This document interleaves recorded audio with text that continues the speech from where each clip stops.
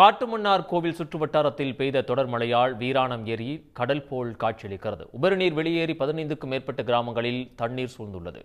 கூடுதல் விவரங்களை வழங்குவதற்காக செய்தியாளர் சங்கர் இணைகிறார். சங்கர், இந்த தண்ணீர் வெளியேறியதன் காரணமாக எத்தனை கிராமங்கள் பாதிக்கப்பட்டிருக்கின்றன? கூடுதல் விவரங்கள். கடலூர் மாவட்டம் காட்டுமன்னார் கோயில் அமைந்துள்ளது வீராணம் ஏரி. இந்த பகுதியுடைய நீர் ஆதாரம் விளங்குகிற வீராணம் ஏரி. இந்த வீராணம் ஏரிக்கு வடவாறு கீழணையிலிருந்து வரக்கூடிய வீராணம் கீழணையிலிருந்து தண்ணீர் வருகிறது.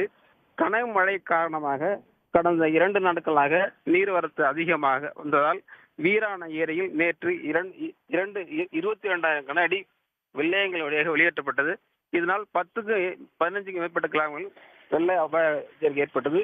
நீர்வரத்து குறைந்ததால் இன்று 17 கன அடி வெள்ளையங்கள் வெளியேற்றப்பட்டது. இதனால் இந்த பகுதியில் சுமார் 50,000 விளைநிலங்கள் பாதிக்கப்பட்டன.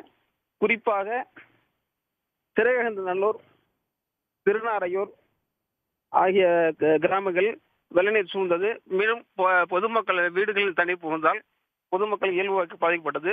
தொடர்ந்து இந்த பகுதியுடைய வேளாண்மை துறை அமைச்சர் மற்றும் மாவட்ட ஆட்சிகள் பார்வையிட்டு பொதுமக்களை நேரில் பார்வையிட்டு ஆறுதல் கூறினார்கள். சங்கர், தகவல்களுக்கு நன்றி. உடனுக்குடன் செய்திகளை தெரிந்து கொள்ள சன் நியூஸ் பெல் ஐகானை கிளிக் பண்ணுங்க.